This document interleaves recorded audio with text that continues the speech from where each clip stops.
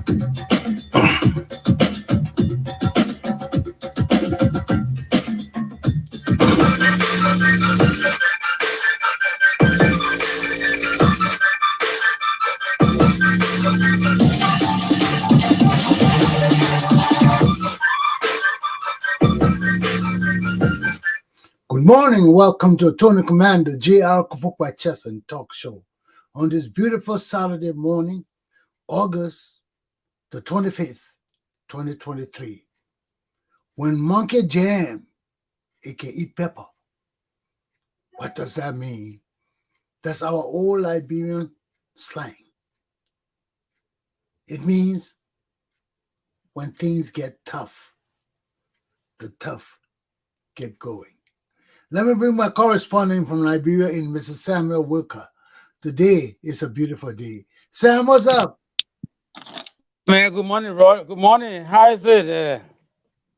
Not bad, my brother. How you doing? It's a sunny day in Liberia this morning. Very sunny day in Broadville. That's why I put on my yellow jacket, man. Yeah, man. And most of the news. Day. Yeah, man. And most of the news in Liberia is just about the messaging, this campaign activities. And so no major news besides the campaign activities, except you tell me some news, some corner also. Let me correct my board. I see TGIF Friday. I put the date there. Today is the 26th. Today is Saturday. Yeah, today is Saturday the 26th. I'm sorry, my people. The 26th of August, yeah. I tried to fix my board this morning. But last night I went out. We had an affair for the lieutenant governor who is running for United States Congress, Sabrina Matos. And my wife and I had a meet and greet for her because she's a community member who has done outstandingly well in the community. And now she's running for the United States Congress to replace Congressman David Cicilline, who has resigned his position and he's not going back into Congress. He's going to do something else. He's tired with Congress. So many Rhode Islanders are coming up now for his position. And Sabrina Matos is one of those. And right now she is lieutenant governor. She is the second person in Rhode Island, the second highest leader in Rhode Island. She's from the Dominican Republic. She came to Rhode Island, and many years ago, she started off in the factory. She worked in the factory. Then she rose up to councilwoman, city councilwoman, and she's been in politics since I've been here, I think. A little after I came. So now she's lieutenant governor, and this spot is available for Congress, for the United States Congress that Congressman David Cicilline had. And you know David Cicilline? You heard of him? David Cicilline? No, yeah. I heard that name before. Is he from the Democratic Party? Yes, he is. He's a big supporter of Liberian community in Rhode Island. Yeah, I heard him before. Yeah, he's a staunch supporter of our community. So he left and he's going to do something else in Rhode Island, and his position is vacant now. So Sabrina Mato is going for it with 100 other Rhode Islanders go for that position. I think there's 10 or more going for that position. But so we had this meet and greet for her last night, and Oh man, it was my first time really sitting there and talking with her. Mm-hmm. Talked to her before we met and talked, but last night was the first time we really sat down and had a nice conversation. And she's a good leader, man. We asked her of all the things because people want to know, because she just became a governor 2 years ago. Now people are looking at her as the next governor because she's lieutenant governor now. She's the second in command. So she has done such a good job. People are looking at her to be governor, but she wants to go to Congress.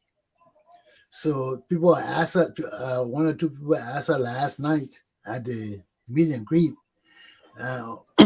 why you want to run for Congress? Why you don't want to be governor? She said, well, because first of all, if I go to Congress and do my term, I can still come back and be governor. There's nothing stopping her. But she says, right now, what she has done in Rhode Island as the lieutenant governor is to bring resources to the state, bring resources to people that need resources. She named a lot of community, that minority communities. She brought resources to. She helped them with their immigration issues, and with the financial issues and different things. And she believes that she is a fighter. And if she goes to Congress, she will be able to do for Rhode Island a lot, because that's where we go. Our Congress people go to fight for resources for the state, because depending on how you can fight, how you can advocate, how you can mitigate, and all of that is how your state gets money. Is how they allocate money to your state, resources to the state. So she believes that she is a fighter. And when she go out there, she will make it possible for Rhode Island to get a lot of resources from the federal government. So, I mean, she's a good choice. Among the many choices that are there, she is also a good choice. And I will encourage Rhode Islanders to take the time, consider her for this position of U.S. Congressman. Let her go there and be our next representative, and let's see what she can do for us in Rhode Island. So that's it so far. Yeah. America is developed country. Liberia is a developing country or a very poor country. When it comes to law making, Congress people going up there, because in Liberia, if you do not build a toilet or latrine or roads, people won't consider it to be somebody serious. But in the states where it's developed, what are those laws that you think people will pass and people will proffer that will help your community, especially Rhode Island? Because if she want to run as a lawmaker, Mm-hmm. what are those laws you think that she can pass that will improve the livelihood of the people there in Rhode Island? It's not so much about laws, it's about allocating resources. Well, what they do is the federal government has the money for all the country, and they allot the money to the different states depending on what they need, what are their needs, So if Rhode Island say we need telecommunication here, her job is to go to Congress and lobby all the people there so they can give us the money we need to build what we want. So it's not only about passing law, it's about advocating for people, fighting for money. All the states up there, just like the Liberian legislature, all the legislators up there fighting for money for the state, for the constituents. That is thing she's doing. It's not a matter of passing laws. We got enough laws. But if there are laws to be passed, she can put a bill in. Rhode Island is a state. There are amenities we need money for here. We need money for education. We need money for sports. We need money for health, just like Liberia. We need all those things here. And that's why we elect these people to go to Congress to lobby for us. So when they're dividing the money to the states, they can say, oh, we need to do this, we need to do that, we need this amount of money. And that's how they have to push for it. I get confused. America being a developed nation, and people still lobbying for one or two things at a community level. But What do you mean that? yeah, because you're talking about lobbying for You improved gotta, education. you got to get things. Everybody in Yeah. the community fighting for things. Look at us. A few years ago, Liberian community were not known in Rhode Island. We're not known because we're not plenty Liberians. Okay.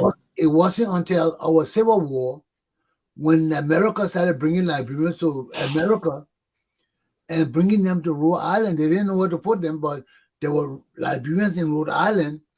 Rhode Island was small, so they saw it as a feasible place to bring Liberians. So they brought thousands of Liberians here. Now, there were no resources for these people. Why? Because we had no Liberian community here that was big enough to fight for these people. The Liberian community that was here at that time, luckily some of us had just started coming, because the Liberian community that was here was not into politics, was not into social service. They were just a social group of Liberians that you meet every Saturday to party and drink beer and have fun and socialize. But when we came, we had to change that. Rhode Island used to be a party state. If you want to party, you come to Rhode Island, Sam. Sometimes you work on a Friday night, you call around 10, 12 parties going on. 15 parties. All over. You got to have invitation. Just find out what the party is. And just booze free, food free, everything free. You just bounce to those parties and hang out all night and go home. I'm telling you, that's how it was in Rhode Island. You never had to know about anybody. You never had to look for a party. Friday night, you call your friend, what happened? Oh man, they're having a sit down here. They're having a party, a wedding, or something was going on in Rhode Island. 20-something was going on in Rhode Island. On the weekend, Friday, Saturday, Sunday, things going on from Thursday night to Sunday morning, Monday morning, things going on Rhode Island jamming. Rhode Island used to jam so much. One night we had a wedding here. There were almost like 10 or 12 limousines, man. The mayor had never seen it before. Policy answered the mayor, the core mayor, he had never seen it before. He was calling all over. He called, he want to know who were having this affair with 10 limousines. They just saw all the big cars. Oh man, Liberians were turning the place upside down. Then we started changing it from partying to social service. And even at that, we used to have a heavy turn off for all the things we did, you know. So those are things in the community. When you don't know about the community, you got to allocate for resources. So we needed health. We needed English as a second learning education teachers. We needed to help these children coming into the country.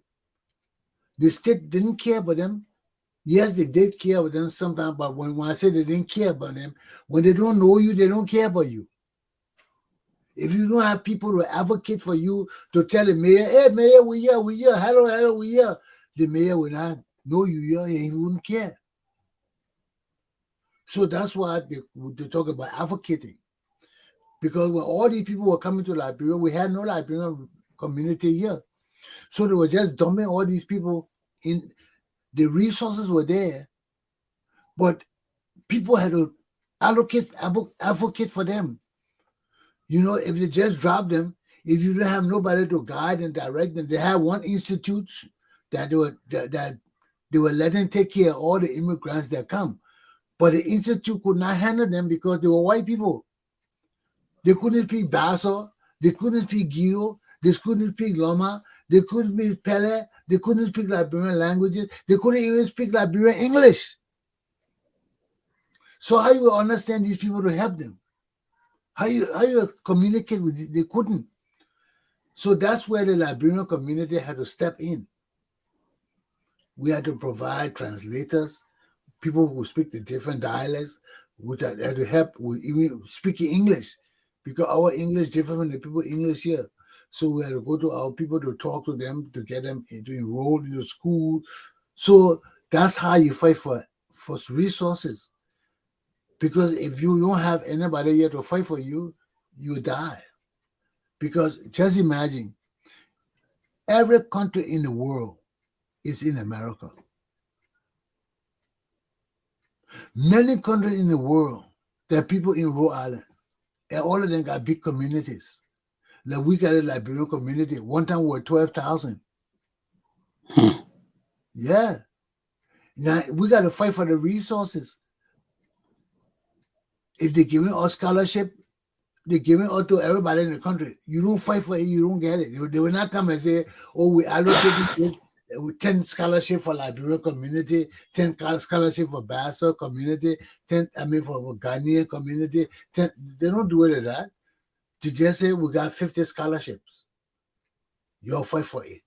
So when the 50 scholarship come, if you don't have people in your community who know how to fight for those scholarships, your community will not get none of those scholarships.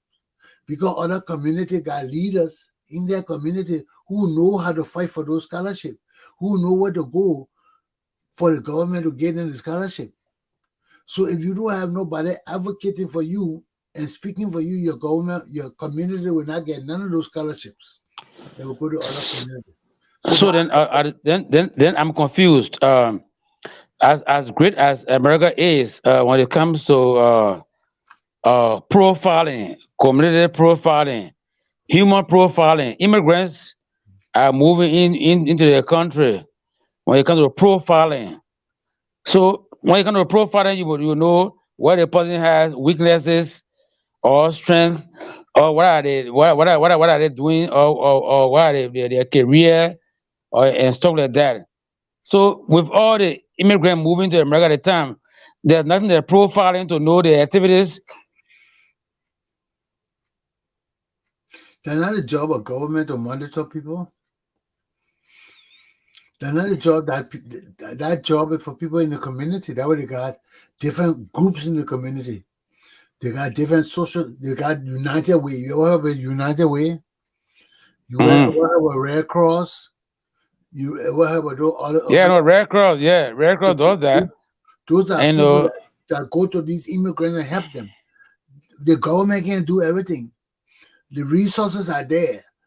The government cannot take care of everything. That's not the way of government.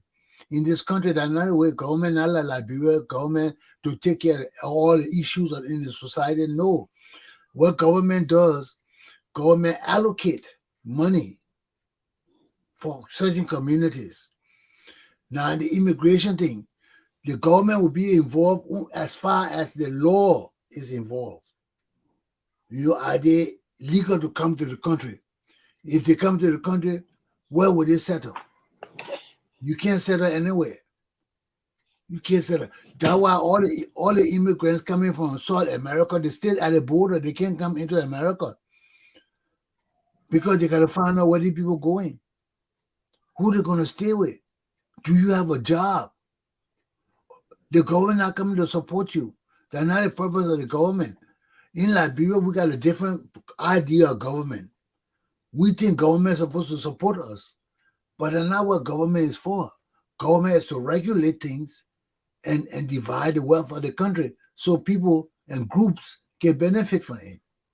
We understand. Government must create the opportunity, the environment for investors to come, for private investors to.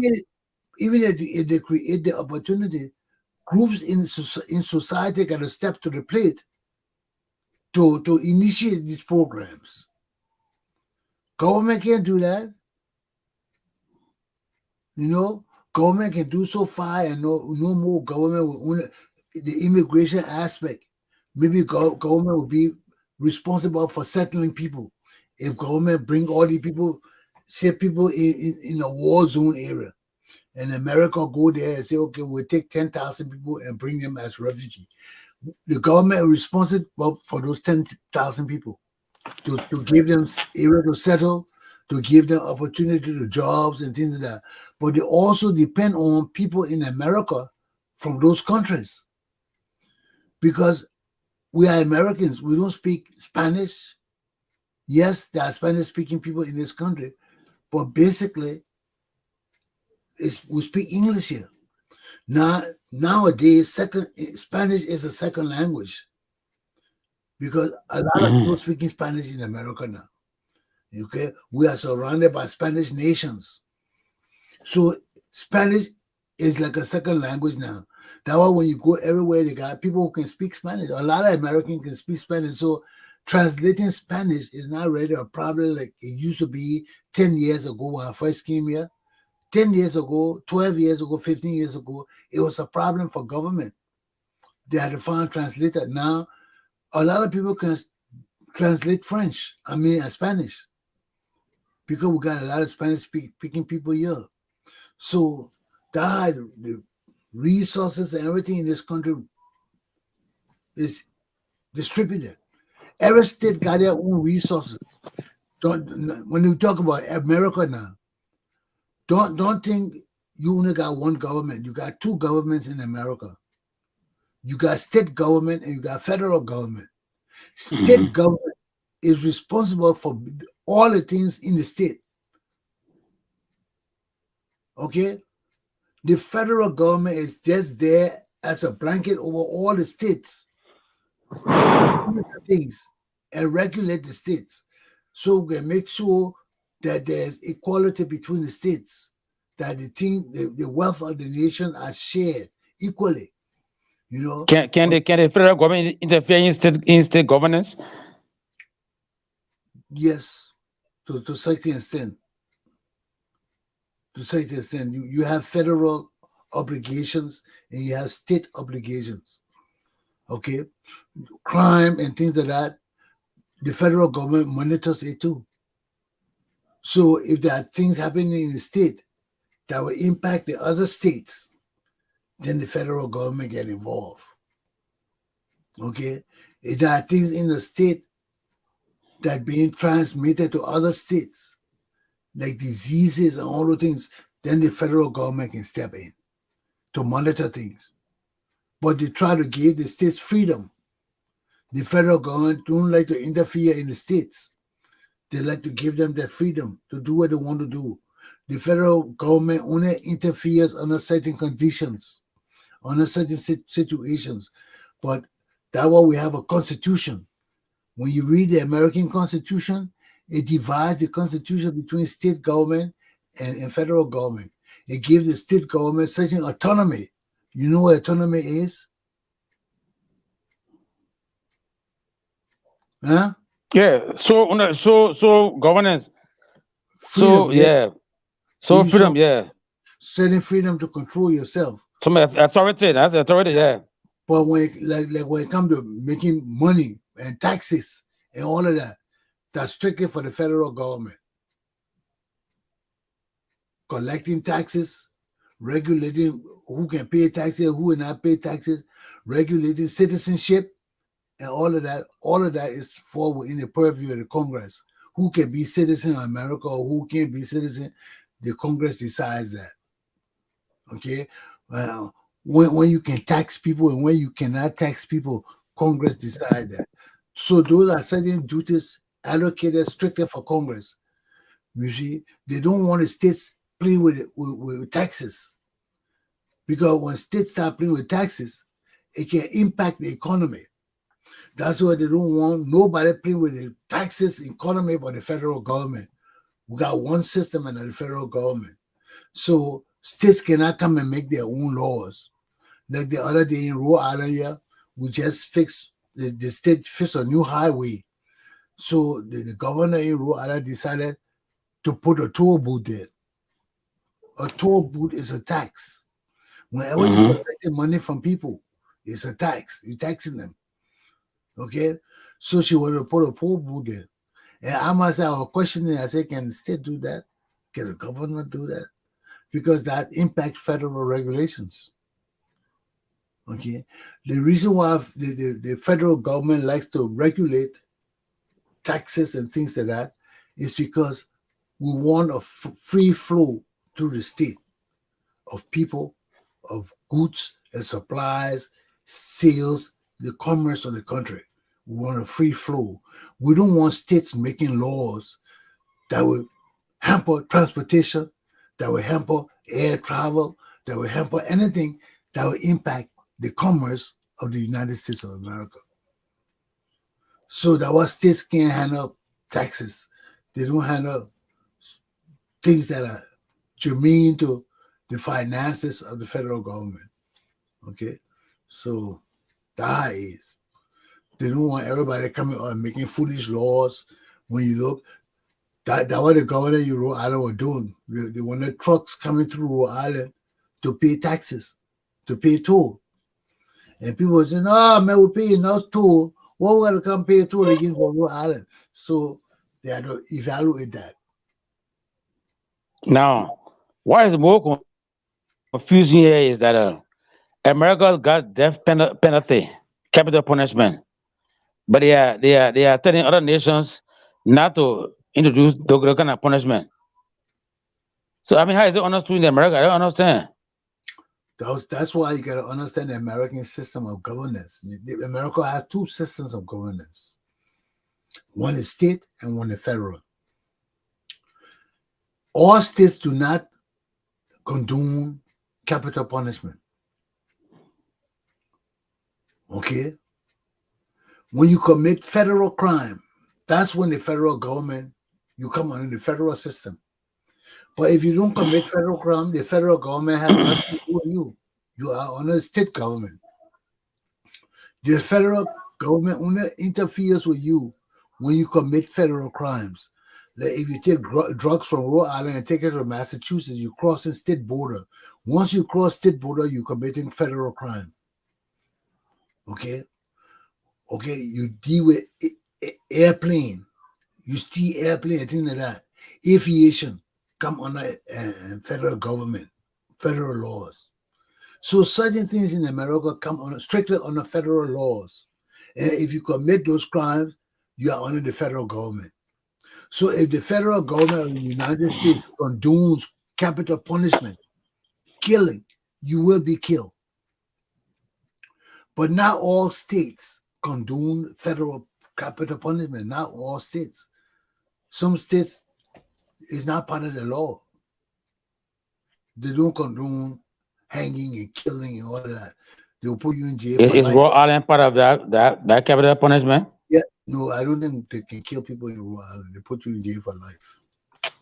They give you life sentence. Okay. We don't have that kind of money. So that was most of the time is the federal government. So if you deal with the federal government and commit federal crimes, you come under whatever laws the federal government have. But if you don't commit federal crimes, you come under state law. Most of us come under state law because we live in the state. Some people never leave the state to go to other state. You know, if you live in New York, some people never leave New York. New York is big. California is big.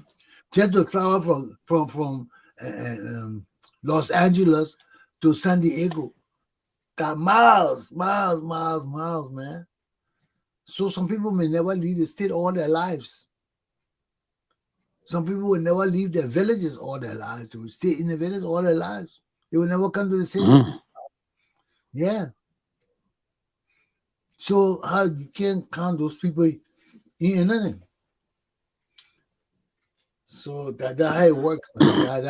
That's state government. Something that I didn't understand. I have not understood yet. I want to find out when is the anniversary of Lucky X? The anniversary of Lucky X. Wow. Yeah. We started And in when what program you planning for that anniversary? You well, have planned for a I special had many program? first we started off as morning magazine.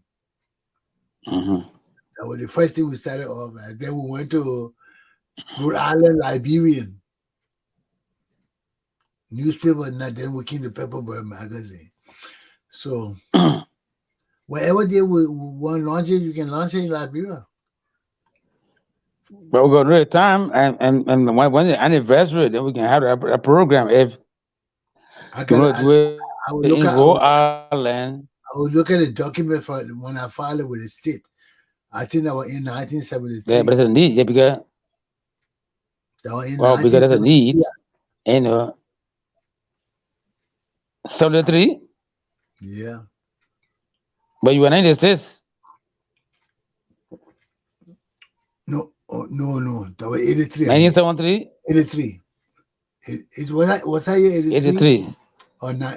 Whatever started. You see that why I don't.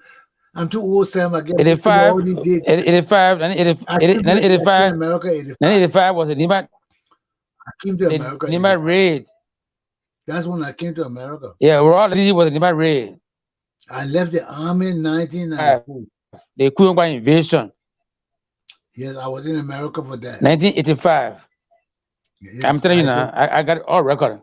1985, you left just 6 days before the invasion.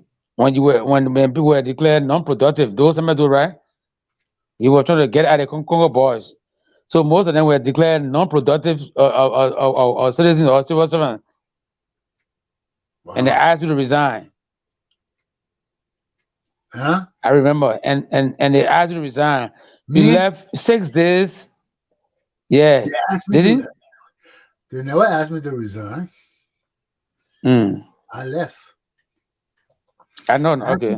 How do they ask me to resign? I was almost minister. Our Yeah, I know. Okay. legal counsel for the Yeah, Treasury that. Department. Yeah, that I remember. Yeah, you were legal counsel at the Ministry of Finance. I just left. I packed up and left. They didn't want us to leave. They just made a. They just passed the law that no government official could leave the country to come to And but you know America. what happened? But you know what? When you left, you were not here when the 85 invasion took place. When I Queen came with, I just left. I saw it on that I'm TV in saying, America. I saw it you on left TV in six. America. You left 6 days to that day. I remember when you left Capra Estate and took that grip to the airport. I asked, "But how you going?" He said, "I'm going." Just like that. He said, "Yeah, one jeans, one T-shirt, and only a document." And he left for the airport. I remember you told me that morning that you were leaving, and nobody should know that you're leaving. And I kept it, and you left. I remember all that. I got it. I got it recorded in my diary, and I still got it. You left You six call it all that. days, 6 days before November 12th. So it was like November 6th, and they started hunting Well, people it when you didn't left. I happen said, "Oh, thank God." after November 6th because I was supposed to be in America November 5th. Yeah. And I left to come to America to be here. So I was sure in America that the invasion must have happened towards the mid part of November because I remember we're all sitting down in the Look, house. the invasion was November 12th. Huh? November 12th was Kuyengwa Yeah. invasion from I Sierra see. I Leone. remember it was around the middle part of November because So you left a week before that November 12th. That's what I'm saying. I left before the 5th. I came before the Yeah, 5th. that's what I'm saying. So you left a week before November 12th. Yeah, if you think that was a week. And you have a dedicated fit of jeans, well, Desta, and they did your grip, and you were gone. But can I take you to the airport? He said, no, it's okay, Sam. I'm going. And how you left. With just like that, people know those in America. Oh, you wear coat suit, you wear the you just left with your jeans and your desk and the right grip. I remember it well. So when you left now, it took a week. I said when I heard, I said, oh God, this guy who have been killed.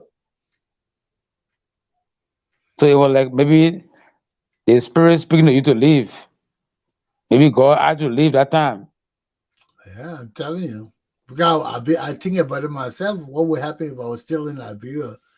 I know You know, if you after take a paper, if you take and a all that. paper, yeah.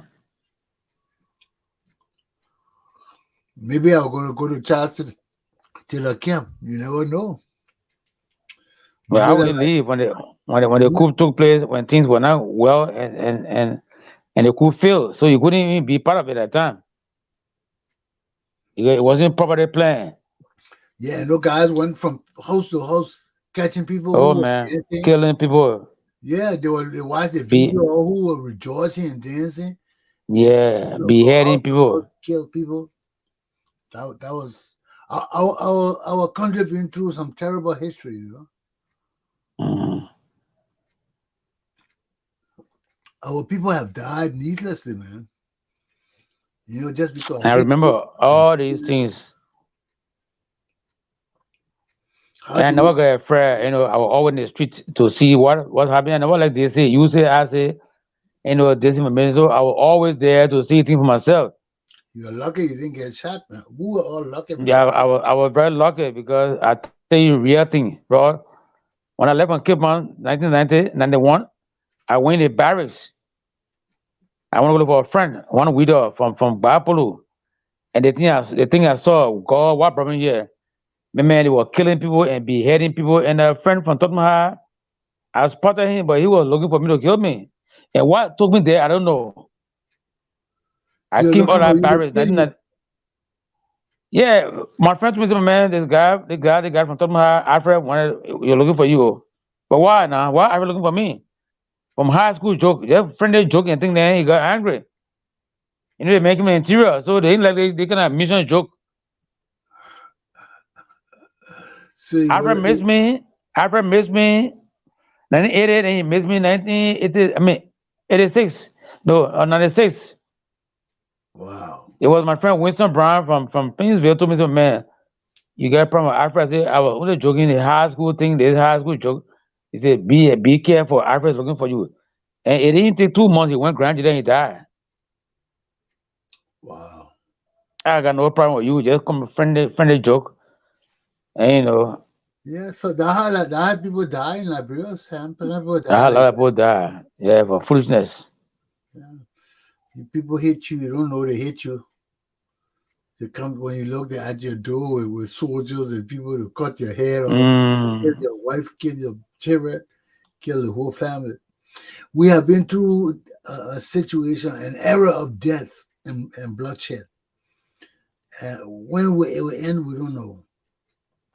But we have been through this terrible era, and it has left a stain on us, Sam. Yeah, left a stain on us. You can't trust. We can't trust each other now. Right now, Mm. people can't trust each other. Everything Liberia is is divided. It's divided. This guy came to power. I mean, Liberia is more divided than ever before. yeah, because it came with their ignorance and conquer bullshit. A lot of foolishness. Yeah, and that's what we are. So what has happened? What happened with the Gora Scott case?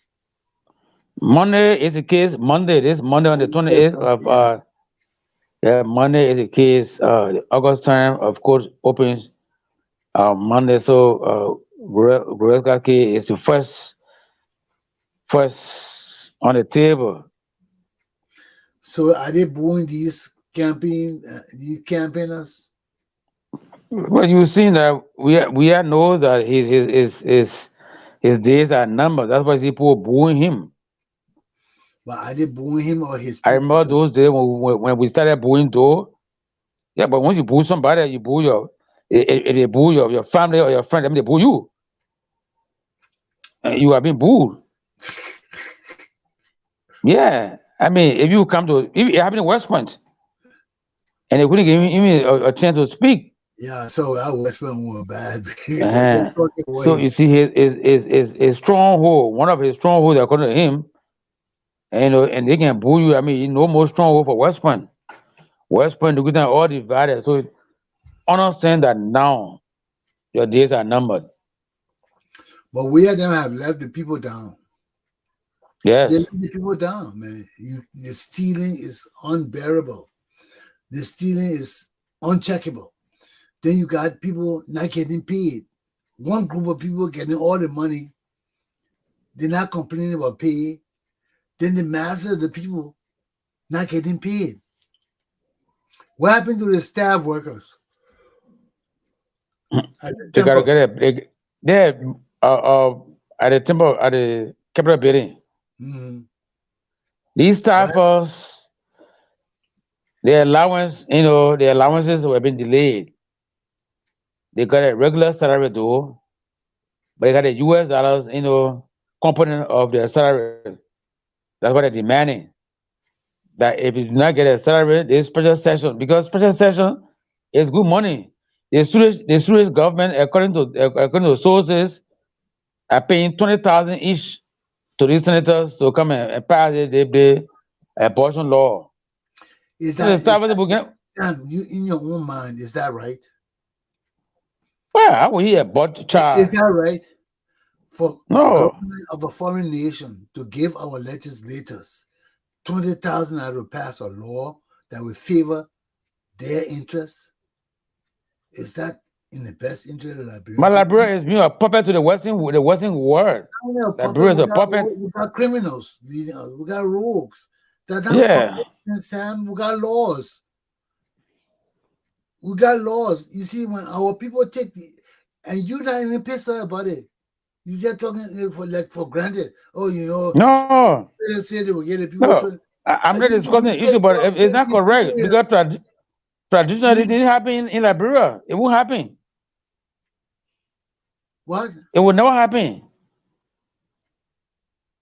But that's what The we should abortion be law, pissed it off will, about because because Liberia, we are Liberia is paying a. we are paying our legislators. Then the Mm, foreign countries are paying them too. These people are not supposed to be legislators. We're supposed to rise up against these people and get that's rid of them. corruption.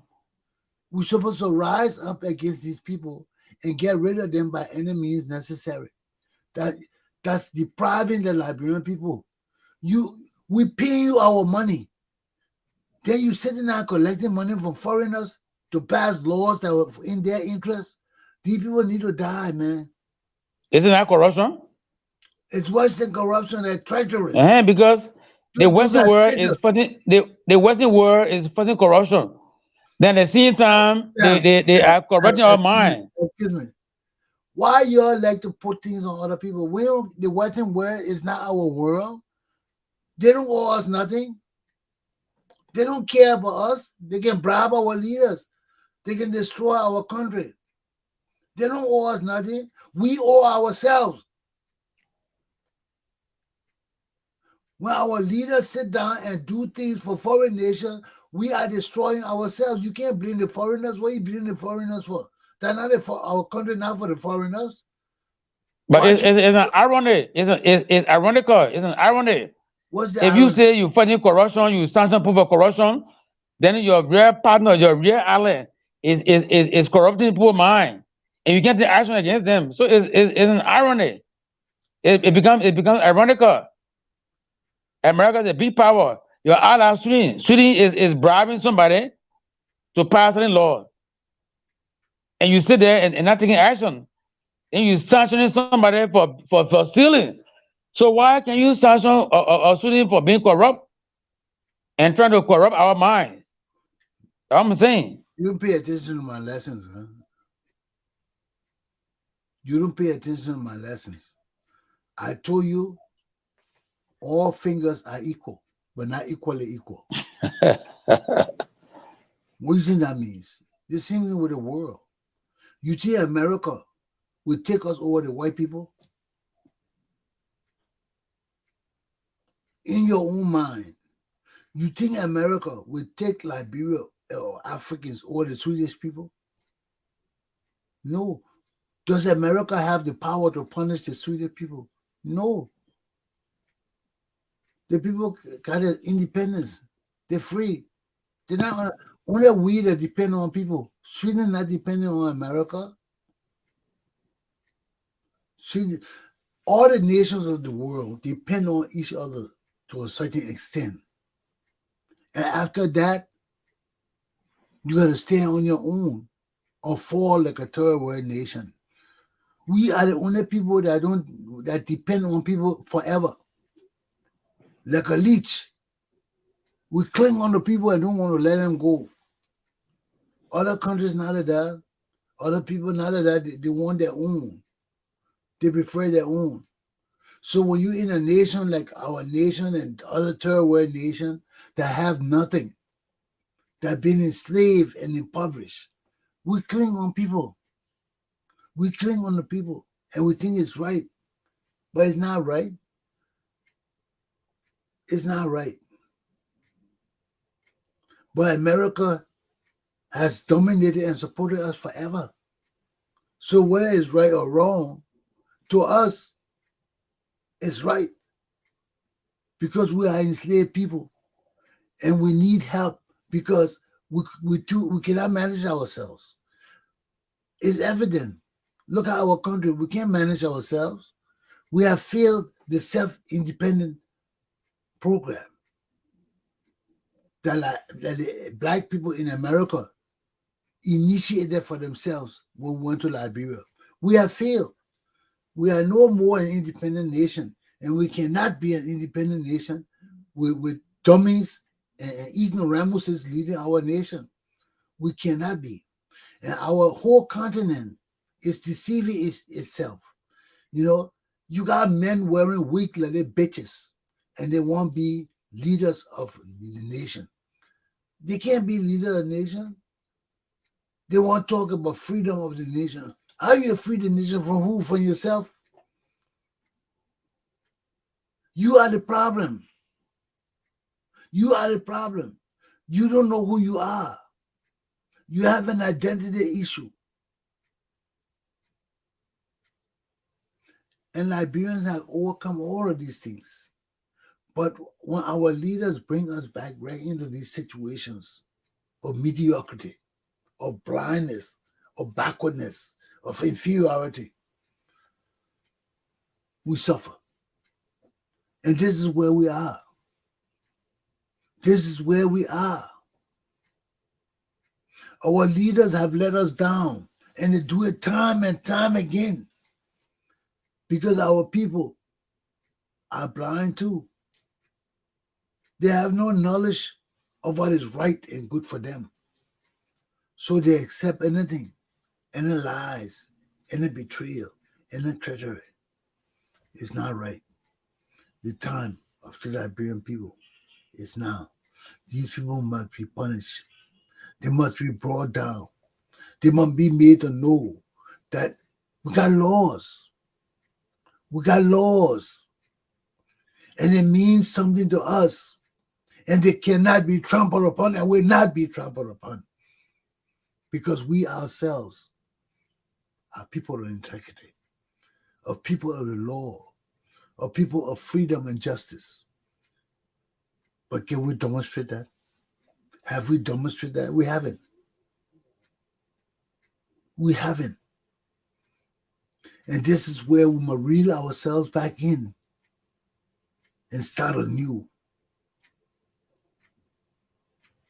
Our country will be destroyed. So we have a lot of things to consider. We have a lot of things to consider. And we need to do it. You know?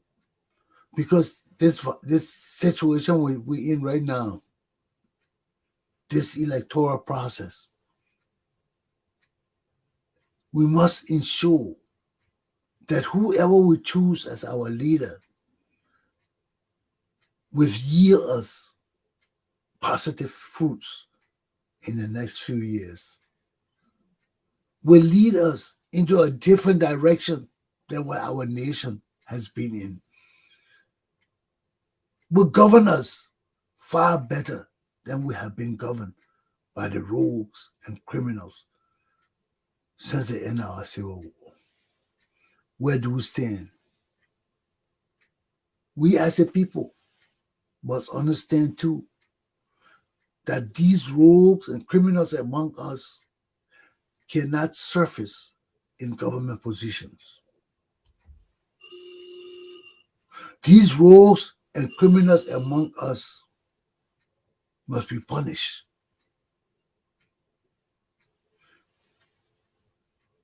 If we don't do it, our country will be faced with violence. If we don't do it,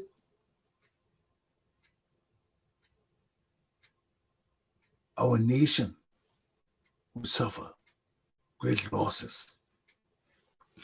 So, my people, all of that to say, this time is our time.